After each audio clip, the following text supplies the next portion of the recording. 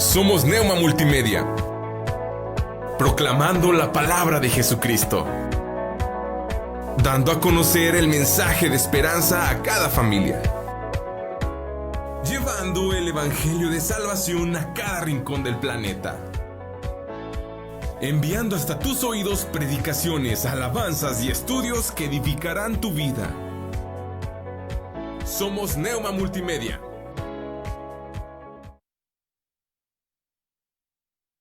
De pie para leer con reverencia la palabra de Dios en Apocalipsis capítulo 2, versículos del 8 al 10. Y escribe al ángel de la iglesia en Esmirna, el primero y el postrero, el que estuvo muerto y vivió, dice esto: yo conozco tus obras y tu tribulación y tu pobreza, pero tú eres rico, y la blasfemia de los que se dicen ser judíos y no lo son, sino sinagoga de Satanás. No temas en nada lo que vas a padecer. He aquí el diablo echará a algunos de vosotros en la cárcel para que seáis probados, y tendréis tribulación por 10 días. Sé fiel hasta la muerte, y yo te daré la corona de la vida. Esta tarde quiero hablarles acerca de la iglesia sufriente, la iglesia de Esmirna. Esta es una carta personal de Jesucristo a una iglesia que estaba padeciendo persecución, pobreza y sufrimiento. Es una iglesia que representa un lugar en la historia, representa a aquellos cristianos que a través de la historia, a través de los siglos, han padecido persecución. También representa a aquellos cristianos que están sufriendo por enfermedad, que están sufriendo por el desprecio de seres queridos debido a que ellos se han convertido en cristianos y le han dicho que no al mundo y a toda religiosidad. La ciudad de Esmirna era una ciudad situada 50 kilómetros al norte de Éfeso, lo que actualmente es la nación que conocemos como Turquía. Fue fundada como una colonia griega en la cima de una colina conocida como la colina de Pagos, en el año 1000 antes de Jesucristo, y en el año 600 antes de Cristo fue destruida completamente. Pero uno de los generales de Alejandro Magno, llamado Lisímaco, la reedificó nuevamente en los años 301 al 281 antes de Cristo. Era un motivo de orgullo para los habitantes de esta ciudad el hecho de que esta ciudad hubiera muerto y hubiera vuelto a la vida. Pero Jesucristo se presenta a sí mismo con estas palabras: el que estuvo muerto y vivió. Es decir, Jesucristo es eterno, Él es indestructible. Mientras los imperios surgen y caen, Jesucristo no cambia. Esta ciudad era la más hermosa de Asia. Se ubicaba a las faldas de una montaña que estaba prácticamente de cara al mar. Había edificios en la colina más alta, conocida como la colina de Pagos, y a esta colina se le conocía como la corona de Esmirna. Desde lejos se podía ver este sector y parecía realmente una corona, no por su aspecto, sino por la belleza que representaba. Era la corona de la ciudad de Esmirna. A la ciudad de Esmirna además se le conocía como la gloria de Asia o la primera ciudad de Asia. Jesús se presenta a esta iglesia, la iglesia que habitaba en esta ciudad de Esmirna, como el primero y el último. Para la gente, lo primero era la gloria de su ciudad. ¿Se siente usted orgulloso de su ciudad? Le pregunto. Yo sí. Yo no nací en esta ciudad. Llegué a los 18 años aquí, pero en cuanto la conocí me enamoré de ella. Y tan me enamoré que me enamoré de una saltillense y me casé con ella. Yo amo esta ciudad. Pero Jesucristo nos invita a verlo a Él por encima de todas las cosas. Porque Jesucristo dice: por encima de la ciudad en la que ustedes habitan, no importa cuán hermosa sea, no importa los años o siglos de antigüedad que tenga, por encima de todas las cosas estoy yo. Mateo capítulo 2 versículo 11. ¿Recuerda usted cuando los sabios del oriente llevaron especias aromáticas, entre ellos incienso, mirra y oro, a los pies de Jesucristo? Con el incienso le reconocían ellos como Dios y como sacerdote, porque los sacerdotes llevaban incienso ante la presencia de Dios en el lugar santísimo. Pero además el incienso solamente se ofrecía a Jehová, el Señor de los ejércitos. Así que ellos le reconocieron como sacerdote, le reconocieron como Dios, pero además al ofrecerle oro, le reconocieron como rey de sus vidas. Por eso fue que ellos dijeron: ¿dónde está el rey de los judíos? Vimos su estrella en el oriente, venimos a adorarle. Pero además, la mirra nos habla del sacrificio vicario de Jesucristo en la cruz del Calvario. Y la mirra en Marcos capítulo 15 versículo 23 estuvo presente cuando Jesucristo se le dio vino mezclado con mirra o esmirna para ayudar a mitigar su dolor y su sufrimiento.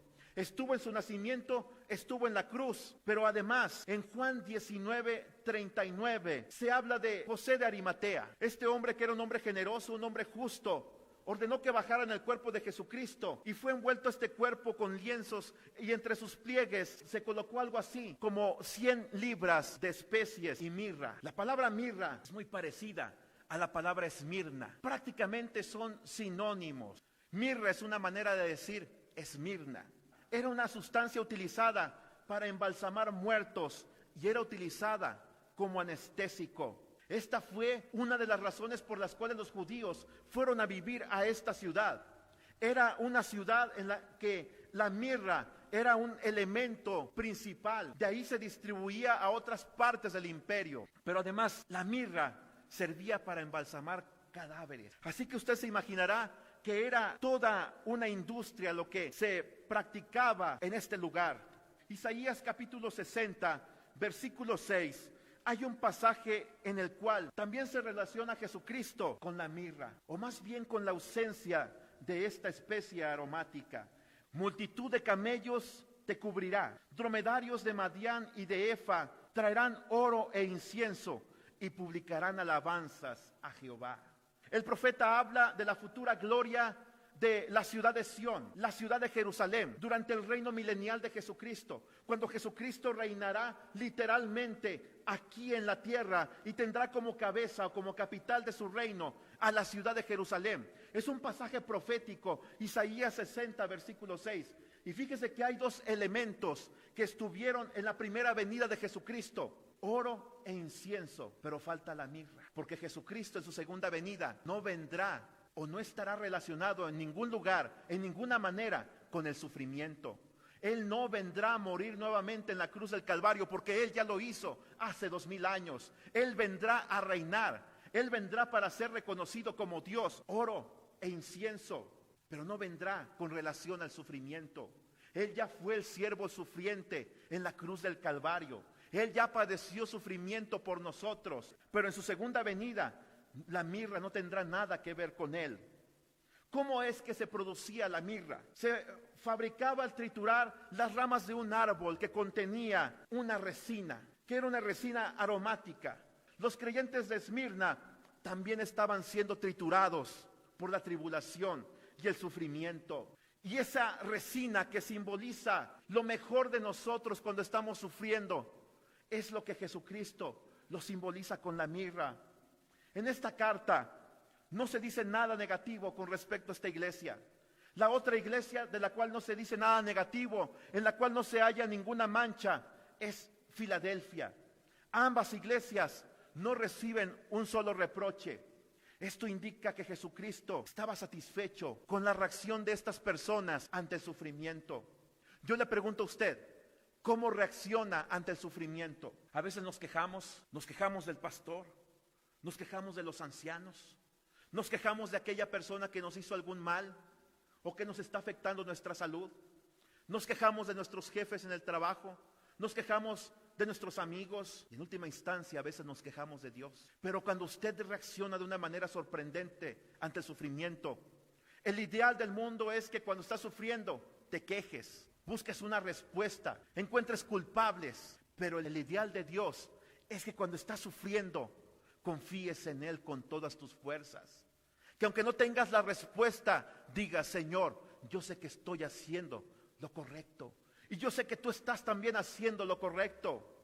Dice la palabra de Dios que Jesucristo a nadie ha defraudado. ¿Le ha defraudado Dios a usted? Le pregunto. A mí nunca me ha defraudado. Muchas veces yo lo he defraudado a Él. Él a mí nunca me ha defraudado. Y Él espera que nuestra reacción ante el sufrimiento sea una reacción de espera, sea una reacción de entrega total, de compromiso a seguir con la santidad, de compromiso a esperar su respuesta. Job lo dijo: desnudo salí del vientre de mi madre, desnudo volveré allá. Jehová dio, Jehová quitó. Y el que escribió el libro de Job dice una nota allí en el siguiente versículo: en todo esto no pecó Job contra Dios, ni atribuyó despropósito alguno. Les he contado mi historia. Hace 2 años y medio, casi 3, perdí a mi madre. Estas palabras vinieron a mi mente. En los momentos de más sufrimiento, simplemente cerré mis ojos, levanté mis manos y dije: Señor, tú me diste esa mujer como madre. Hoy has decidido llevártela a tu presencia. Bendito sea tu nombre. Nunca voy a dudar de tus propósitos. Nunca voy a dudar de tus designios. Y sabe una cosa, en 4 meses salí de mi duelo. 4 meses fueron suficientes para que yo saliera adelante y continuara con mi vida. Porque Dios le agrada ese tipo de respuestas. Para Dios es un reto cuando usted se entrega a Dios en lugar de alejarse en medio del sufrimiento. ¿Por qué sufría la iglesia de Esmirna? En primer lugar, porque la gente de la ciudad los despreciaba a causa de su insignificancia. Esto me hace pensar que la iglesia de Esmirna no era una iglesia muy grande. 30, 40 o 50 miembros. Era muy difícil ser cristiano en la ciudad de Esmirna. Había en esta ciudad varias religiones. Había un templo a Cibeles, había un templo a Apolos, el dios de la guerra. Había un templo a Zeus, que era el padre de todos los dioses, pero también había un templo levantado al emperador. El emperador exigía para él una obediencia y una adoración solamente. Así que era muy difícil ser cristiano y decir: el verdadero Señor es Jesucristo. En segundo lugar, ellos sufrían porque no tenían un templo donde adorar. Habían sido proscritos los cristianos en esta ciudad. Ellos se hallaban escondidos, no sé si en catacumbas o en cuevas, o se reunían en casas, pero no tenían un templo donde adorar. A diferencia de los judíos, que tenían una sinagoga muy hermosa, y ellos se reunían cada sábado a adorar a Dios. En tercer lugar, ellos sufrían porque allí había comenzado la adoración al emperador. El Imperio Romano llegó a ser verdaderamente una potencia en aquel tiempo. Ellos instauraron la paz romana. Es decir, ellos acabaron con todas las guerras. La gente no tenía temor a salir a las calles, a viajar, porque el Imperio Romano con su ejército había erradicado toda la violencia. Esto contribuyó en gran manera al crecimiento del imperio. Había carreteras que cruzaban todo el imperio. Había crecimiento económico, pero además había un espíritu patriótico fuertemente arraigado. Y este espíritu patriótico estaba representado por el emperador romano. Y el emperador romano al principio no quiso aceptar adoración como reconocerle a él que era divino, pero después los emperadores empezaron a atribuirse características de Dios. Los emperadores exigían que la gente fuera una vez al año, ofreciera incienso a la estatua del emperador y dijeran: César es Señor. A los que no practicaban esta forma de adoración se les consideraba traidores políticos. Y muchos cristianos fueron torturados de manera terrible. Existía el potro. El potro era una rueda de algo así como 50 centímetros de ancho y 2 metros de alto. La persona era atada allí y se le hacía girar poco a poco, mientras sus manos estaban atadas al potro, sus pies estaban atados al suelo. Se le hacía girar hasta que se descoyuntaba y se separaban sus huesos. Si él se negaba a dar adoración al César, seguramente moriría en este lugar. Otros cristianos eran hervidos en aceite, otros eran crucificados, otros eran llevados ante el Coliseo y allí eran colocados ante leones hambrientos y morían despedazados ante multitudes de entre 30,000 y 50,000 personas. Otros eran quemados vivos. Así que no era fácil ser cristiano en Esmirna. El sufrimiento en Esmirna se describe con 3 palabras. Apocalipsis 2:9. Yo conozco tus obras, tu tribulación, tu pobreza y la blasfemia. En primer lugar está la tribulación. La tribulación nos habla de una gran presión. Viene de la palabra clipsis. Es la clase de presión que sufre una persona cuando se le coloca una roca muy grande sobre el pecho. Es sentirse asfixiado. Es la presión que ejerce el molino sobre el maíz para sacar harina de él. Es la presión por Cristo. Ellos estaban siendo presionados, sufrían tribulación a causa de Jesucristo. Pero además ellos, dice Jesucristo, que conoce su pobreza. Yo conozco tus obras, yo conozco tu tribulación. Esta palabra conocer no es solamente conocer de ver, es haber conocido por medio de la experiencia. Es decir, Jesucristo está diciéndoles: Esmirna, iglesia amada, ¿estás padeciendo tribulación? ¿Sientes que te asfixias? En la cruz del Calvario yo padecí tribulación. Sentí que mi cuerpo se asfixiaba estando colgado en la cruz del Calvario. Fui despreciado, fui blasfemado, sufrí pobreza, no tenía dónde recostar mi cabeza. Pero más que eso, también sufrí la pobreza absoluta. Yo conozco tu pobreza, es pobreza al grado de la mendicidad. Se habla de alguien que no tiene absolutamente nada, que depende de otros para vivir. Los cristianos de Esmirna eran insultados, los robaban, los boicoteaban en sus trabajos y en sus negocios. Había sindicatos que no querían hacer tratos con ellos porque les consideraban desleales al emperador. Pero a pesar de todo, existe una especie de un entusiasmo heroico cuando enfrentamos circunstancias adversas. Cuando usted enfrenta circunstancias adversas, no solamente es atacado por los de afuera, no solamente es atacado por sus propias debilidades que te dicen: tú no puedes seguir adelante. No solamente es atacado por sus adversarios o por el enemigo de nuestras almas que anda como león rugiente buscando a quien devorar. Somos atacados, pero entonces debemos de decir, como dijo el apóstol Pablo: todo lo puedo en Cristo que me fortalece. Ellos sufrían blasfemia, se decían cosas de ellos. Cuando los que no eran cristianos los veían convivir y compartir el pan y el vino y hacer una oración de consagración de estos dos elementos, decían: estos son unos caníbales. Cuando veían el amor que había o que existía entre ellos, cuando veía que ellos se abrazaban como un verdadero amor y cariño, los acusaban de cosas perversas. Jesucristo dice unas palabras muy importantes. Dice: no temas. Versículo 10, creyente de Esmirna, no temas. Hay dos mandamientos: no temas en nada lo que vas a padecer. Y el versículo 10 dice también: sé fiel hasta la muerte. No temas son dos palabras que están en la Biblia alrededor de 365 veces. El ser humano es una persona dada al temor. Te llenas de temor porque sube el dólar. Te llenas de temor cuando ves las cifras de desempleo. Te llenas de temor cuando empiezas a sentir un achaque en tu cuerpo y empiezas a pensar: ¿y si es cáncer? ¿Y si es diabetes? ¿Y si son los riñones? ¿Y si es la vesícula? Pero Dios te dice, Jesucristo te dice: no temas. Te llenas de temor cuando escuchas rumores de recortes en el trabajo. Pero Jesucristo te dice: no temas en nada lo que vas a padecer. Tal vez nosotros vivimos en un estado laico. No se nos obliga a pertenecer a tal o cual religión. Hay artículos de la Constitución que nos defienden nuestra libertad religiosa. Pero tal vez tú padeces persecución de otra manera. Tal vez tú estás sufriendo de otra manera. Tal vez una enfermedad que nadie conoce, que ya es una realidad en tu vida. Una enfermedad que está acabando con tu cuerpo, que está mermando tu salud y tus energías. Jesucristo te dice: no temas lo que vas a padecer. Algunos de ustedes vieron morir a sus padres, a su madre, por un cáncer. Y tú te llenas de temor porque dices: ¿y si yo también lo llego a padecer? Una diabetes, viste cómo se consumió el cuerpo de tus seres queridos y dices: me acaban de detectar esa enfermedad, ¿voy a padecer todo ello también? Pero Jesucristo te dice: no temas lo que vas a padecer. No temas lo que vas a padecer.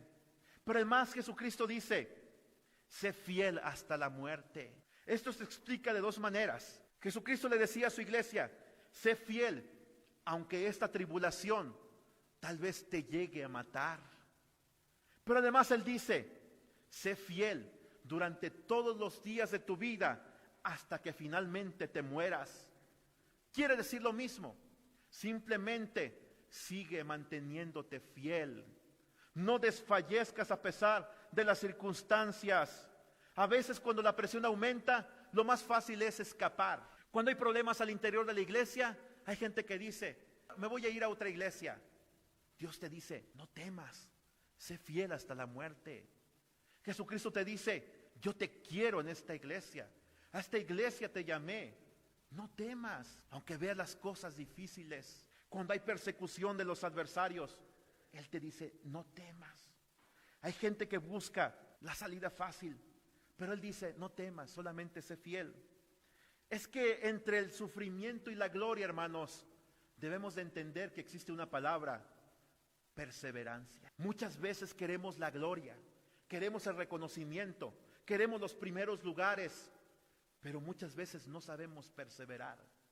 Entiende, hermano, que la vida cristiana no es una carrera de 100 metros. No te salvaste ayer y hoy todos tus problemas fueron solucionados. Entiende que la vida cristiana es un maratón. Un maratón son 42 kilómetros con 195 metros, si no me equivoco.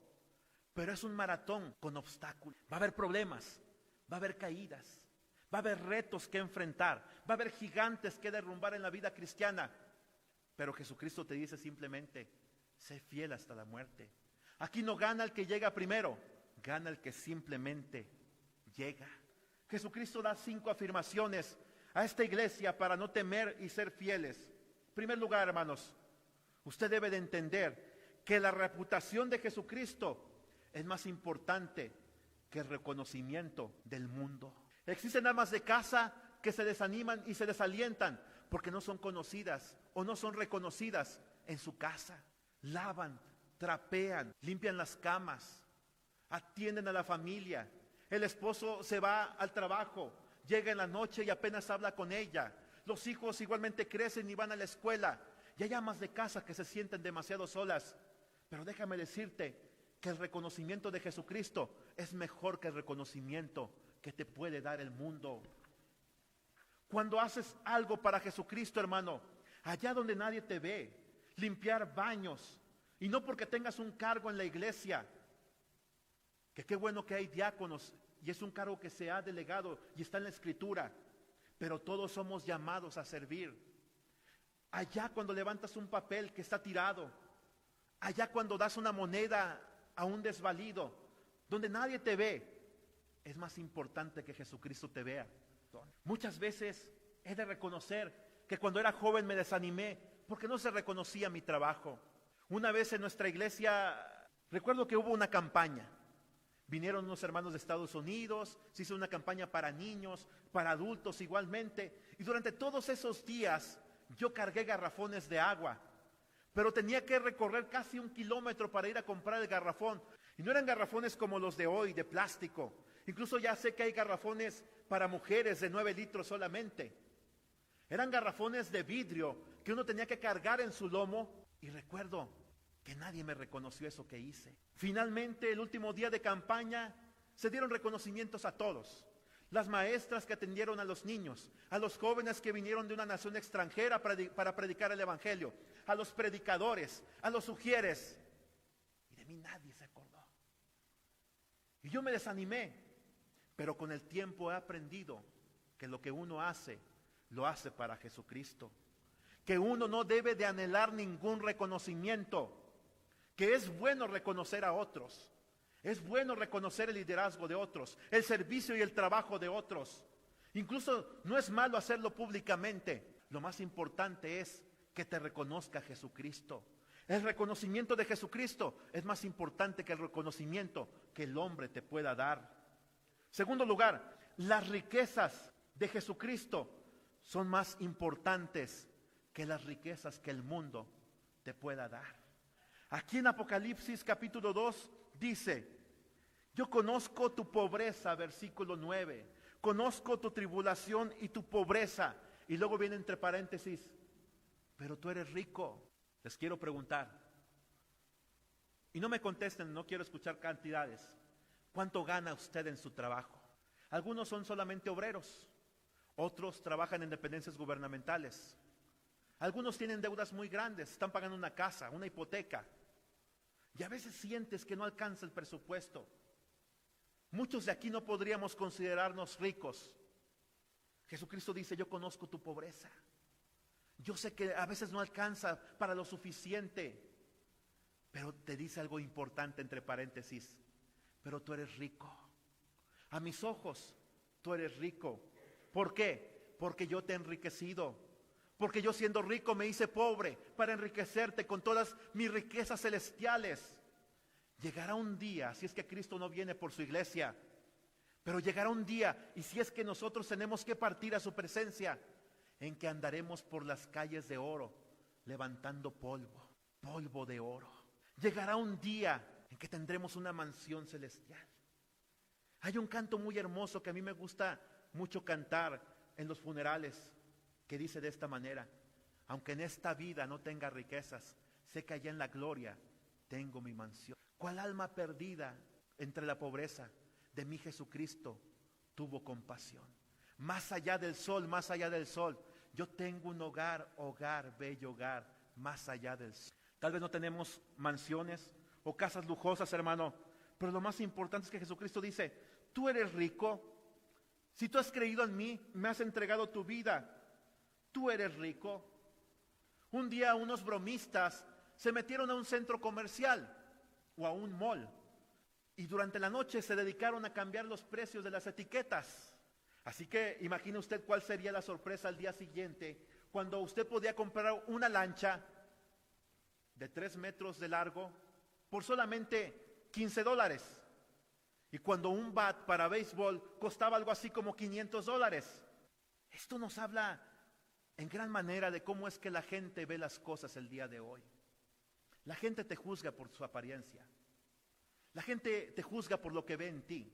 Y por eso es que a veces nos esforzamos nosotros por presentar una mejor cara que tengamos. Te dicen: ¿cómo estás? Dices: estoy muy bien. Y muestras una gran sonrisa. Pero por dentro estás destruido completamente. Estás lleno de problemas en tu matrimonio. Estás lleno de problemas en tu trabajo. Estás lleno de problemas en tu escuela, con tus vecinos, en tu vida espiritual. Estás totalmente destrozado. Pero Jesucristo conoce tu valor real.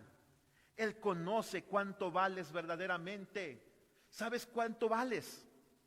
Vales su sangre derramada en la cruz del Calvario. Una cosa es la humildad y otra cosa es la autocompasión.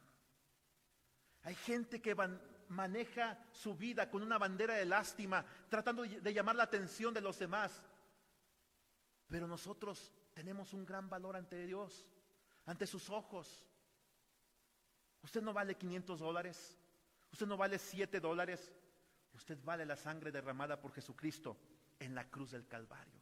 Si usted tiene a Cristo en su vida, tiene todo lo que vale la pena tener en la vida. En tercer lugar, hermanos, déjame decirte que el reconocimiento que Cristo hace del tiempo es mejor que el reconocimiento del tiempo que hace el mundo. Mira lo que dice el versículo 10: no temas en nada lo que vas a padecer. El diablo echará a algunos de vosotros en la cárcel para que seáis probados y tendréis tribulación por 10 días. Sé fiel hasta la muerte, yo te daré la corona de la vida. Dice: tendrán tribulación por 10 días. Es mejor el reconocimiento que hace Jesucristo del tiempo que el reconocimiento que hace el mundo. Hoy se habla de que el tiempo vale oro. Hoy los políticos tienen una agenda atareada y llena. Los cantantes, los artistas, en las empresas. El tiempo vale oro, hoy se dice en el mundo. Pero Jesucristo te dice: yo veo el tiempo de manera distinta. El tiempo, cuando estamos sufriendo, se hace eterno. Cuando no hay respuesta de Dios. Cuando dices: y si después de tanto sufrimiento, después de toda esta enfermedad, muero. Y si Dios no me da la respuesta favorable. Pero Jesucristo ve las cosas de manera distinta. Dice: tendréis tribulación.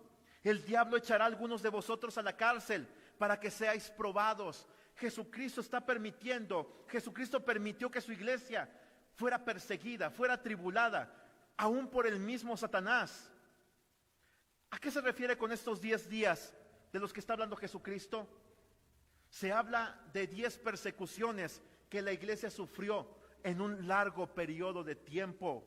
Pero además, bajo el gobierno de Diocleciano, que era el emperador que gobernaba en aquel tiempo, Hubo 10 años seguidos de persecución. No son 10 días literales, se refiere a 10 épocas de persecución que la iglesia tendría que atravesar. ¿El propósito cuál era? Preparar a la iglesia para la tribulación y para el sufrimiento.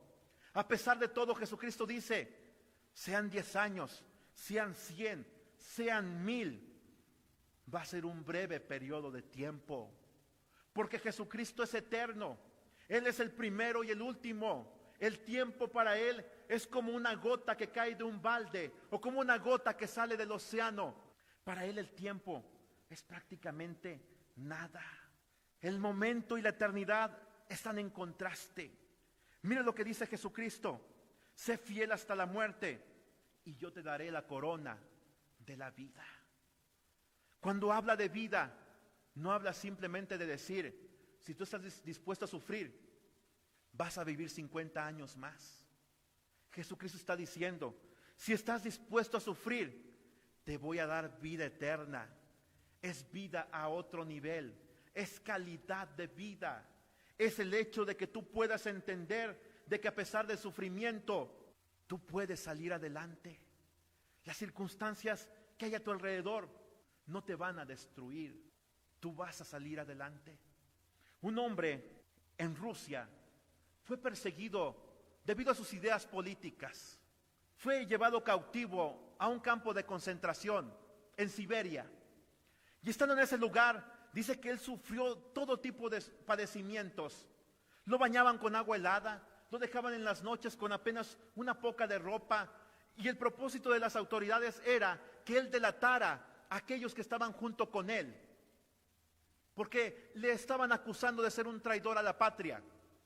Este hombre sufrió demasiado y dice que llegó en cierto momento a desearse la muerte.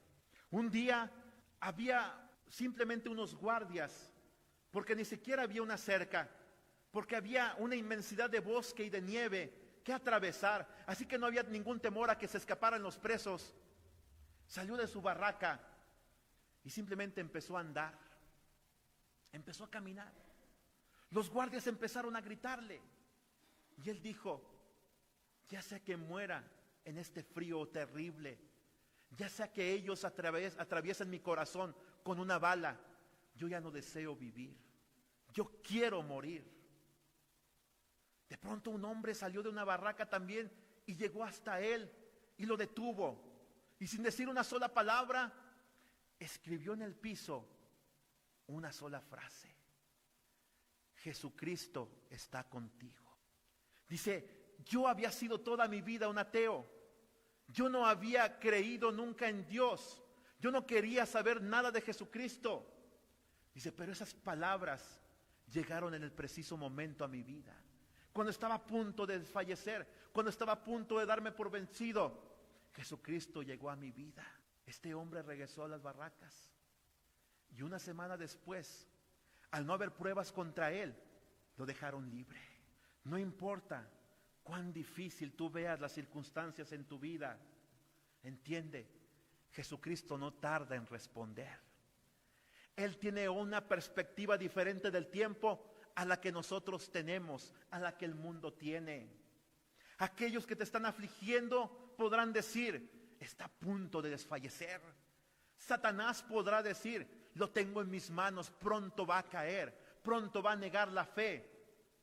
Pero Jesucristo dice, yo te daré la corona de la vida. Yo te daré la vida eterna. A pesar de que estés padeciendo el sufrimiento y ya no soportes, tú vas a llegar al punto en tu vida en que vas a decir, estoy bien, tengo paz, gloria a Dios. En cuarto lugar, hermanos, las recompensas de Jesucristo son mejor que las recompensas del mundo. Sé fiel hasta la muerte, yo te daré la corona de la vida. Los Juegos Atléticos del Imperio Romano eran todo un orgullo para los ciudadanos. Las coronas de los atletas eran presumidas a los cristianos, pero Cristo te promete una corona diferente, lejos de las coronas que los reyes podrán tener. Está mejor el reconocimiento de Jesucristo. Yo te daré la corona de la vida. ¿Cuántos de ustedes desean esta corona, hermanos? Afiáncese, No la suelte, porque ya es suya. Si tiene a Jesucristo en su vida, esta corona ya es suya. Déjeme explicarle las matemáticas de la salvación. Dice el versículo 11, el vencedor no sufrirá daño de la segunda muerte. Esto habla de la muerte en el infierno, la eterna separación de Dios. Jesucristo afirma, ellos pueden quitarte la vida, pero no pueden quitártela 2 veces. ¿Cuáles son las matemáticas de la salvación? Dice de esta manera, usted nace 2 veces, solo morirá una vez. Nacimos físicamente, nacimos espiritualmente, solo vamos a morir una sola vez más. Sea por persecución, sea por martirio, sea por causas naturales, sea por enfermedad, sea por un accidente, una sola vez más vas a morir. Segundo lugar, si usted nace una sola vez, morirá 2 veces. Nació una sola vez, pero no le entregó su vida a Jesucristo en su existencia terrena. Morirá físicamente y morirá eternamente. Esas son las matemáticas de la salvación. Si usted nace 2 veces, solo morirá una vez. Si usted nace una sola vez, morirá 2 veces. Muerte física y muerte eterna. El vencedor no sufrirá daño de la segunda muerte. Aquel que soportó esos días, esos años de persecución y de padecimientos. Aquel que aprendió a ser tolerante, a amar. ¿Sabe una cosa, hermano? Quiero abrirle mi corazón. Si algo batallé yo al principio de mi vida cristiana, fue con la ira. Yo no sabía que yo era enojón hasta que me volví cristiano. Y cuando yo me volví cristiano, lloré, sufrí, derramé lágrimas ante el Señor y le dije, cámbiame, Señor. Y muchas veces, mientras más oraba, más gente insoportable llegaba a mi vida. Y mis reacciones eran exageradas. Llegó el punto en que entendí la palabra de Dios que dice, airaos, pero no pequéis. Pero a veces tomaba esta palabra como una justificación y decía, me voy a enojar, pero no voy a pecar. Pero llegó el punto en que dije, ya no me voy a enojar. Ya no me quiero enojar. Porque aparte está demostrado científicamente que la gente que se enoja, el cerebro produce unas enzimas que bajan tu rendimiento intelectual. Dije, así es que es de tontos enojarse. Yo ya no me voy a enojar. Dije, voy a ser lo más tolerante que pueda. Simplemente voy a decir las cosas. Y cuando sienta como que voy a explotar, como una olla express, voy a llevar mi queja ante el Señor y que Él se encargue de la situación. Y si viera usted qué feliz soy cuando pongo en práctica este principio. Finalmente, habla aquí lo que dice, no temas en nada lo que vas a padecer. Versículo 11, el que tiene oído, oiga lo que el Espíritu dice a las iglesias. El que venciere no sufrirá daño de la muerte segunda. ¿Sabe usted que esta iglesia que sufrió mucho tuvo un pastor? El pastor al que Jesucristo le envía esta carta. ¿Sabe usted cómo se llamaba este pastor? Se llamaba Policarpo. Policarpo fue el pastor de la iglesia de Esmirna. Y Jesucristo le envió esta carta a él y a su iglesia. ¿Y sabe usted que este pastor fue un discípulo del apóstol Juan? Juan lo conocía, fue su discípulo. Décadas más adelante, cuando aún Juan ya había muerto, hubo una persecución contra la iglesia. 11 creyentes fueron torturados y arrojados a las bestias. Este hombre, Policarpo, salió de la ciudad. Lo alcanzaron en una granja. Le dijeron, debes seguir huyendo para que no te alcancen. Y él dijo, no voy a huir. Finalmente lo encontraron y él dijo, permítanme orar un poco antes de que me lleven. Dijo a los soldados romanos. Mientras él oraba, mandó comida a sus captores. Qué hermosa muestra de amor. Y finalmente este hombre marchó con ellos y fue llevado al anfiteatro. Los judíos que estaban allí, como una chusma, le insultaban a este hombre, lo difamaban, le decían que era un idólatra, porque él adoraba a Jesucristo y no al Jehová del Antiguo Testamento como los judíos le conocían. Dicen algunos autores, historiadores cristianos, que se oyó una voz que le dijo, sé fuerte, Policarpo, y sé hombre. Nadie vio al que hablaba, pero todos escucharon la voz, y especialmente Policarpo. El procónsul le dijo, simplemente jura al César y niega a Jesucristo, renuncia a tu fe. Jura y te pondré en libertad. Niega a Jesucristo. Policarpo, este pastor, dijo con sus propias palabras: 86 años le he servido, jamás me hizo daño alguno. ¿Cómo podría blasfemar de mi rey y de mi Salvador? La chusma continuó persuadiéndolo para que difamara a Jesucristo. Y él dijo: puesto que es vano que jure por la fortuna del César y que pretenden que no me conocen, oigan y entiendan, soy cristiano. Y no hubo respuesta. El procónsul le advirtió: haré que te consuman las llamas y que te destrocen las bestias salvajes, si es que no cambias. Y él respondió: tú me amenazas con fuego que arde por 1 hora y después de un rato se extingue, pero ignoras del fuego del juicio que viene y el castigo eterno reservado para los malos. Pero, ¿por qué te demoras? Haz lo que tengas que hacer.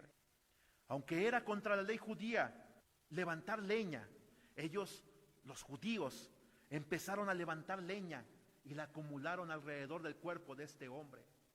Le prendieron fuego y este hombre finalmente dijo estas palabras: te doy gracias porque me has considerado en tu gracia digno de este día y esta hora de que reciba una porción de tus mártires en la copa, oh mi Cristo. Se dice que ni siquiera las llamas podían tocar a este hombre, que se negaban a quemar su cuerpo, hasta que llegó un soldado y con una lanza lo traspasó y finalmente Policarpo murió. Pero el ejemplo de este hombre que durante 86 años se negó a dejar y abandonar su fe debe de inspirarnos a nosotros, hermanos. Algunos de ustedes más jóvenes que yo, algunos de ustedes ya ancianos, a que a pesar del sufrimiento que estemos enfrentando, hermanos, no debemos de negar a Jesucristo. Este hombre dijo: jamás me hizo daño alguno. Yo le pregunto a usted, ¿en qué te ha afectado Jesucristo? Creo que si de alguna manera nos ha afectado, es de una manera positiva. Creo que si alguna esperanza tenemos y no hemos desfallecido en la vida, a pesar de los problemas y de la tribulación, es porque Él está con nosotros. No temas en nada lo que vas a padecer. No es que Jesucristo sea insensible, no es que Él no pueda quitar el sufrimiento o apartarlo de nosotros, pero entiende, estando en el huerto de Getsemaní, ni siquiera Él se negó a apartar de sus labios la copa del sufrimiento que tenía que padecer. Dijo: Padre, si hay otra opción, si tienes otro plan, pero no se haga mi voluntad, sino la tuya.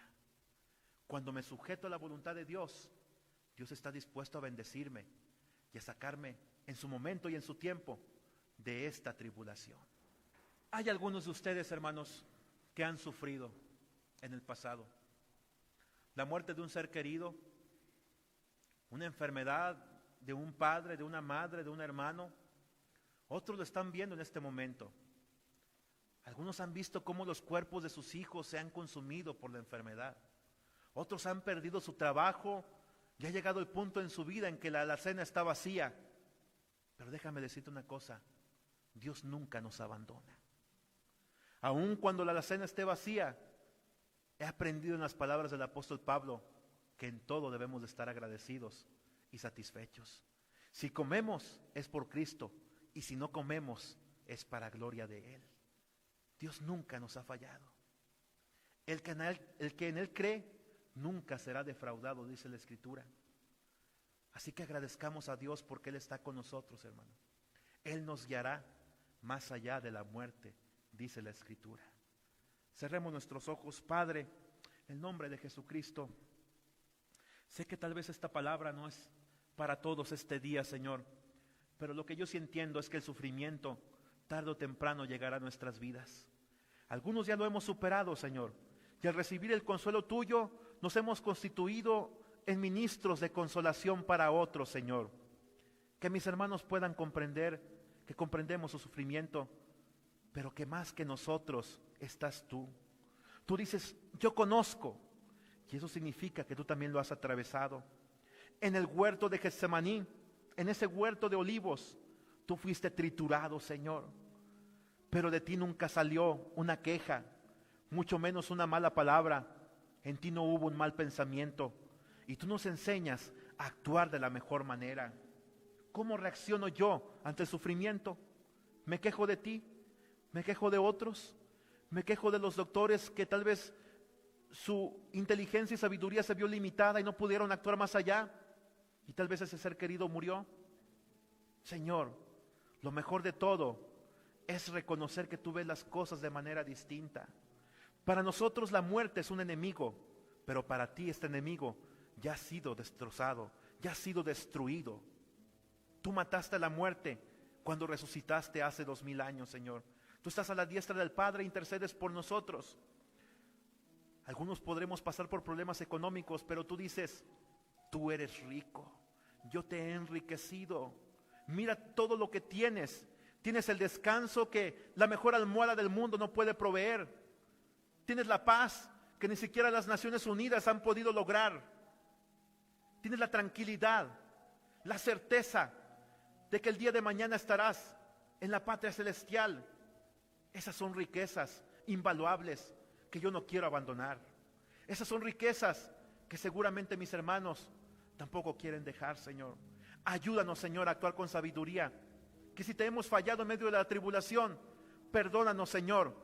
Queremos ser como esta iglesia y queremos ser como la iglesia de Filadelfia, en las cuales no había ninguna queja de parte tuya. En el nombre de Jesús te lo pedimos. Amén.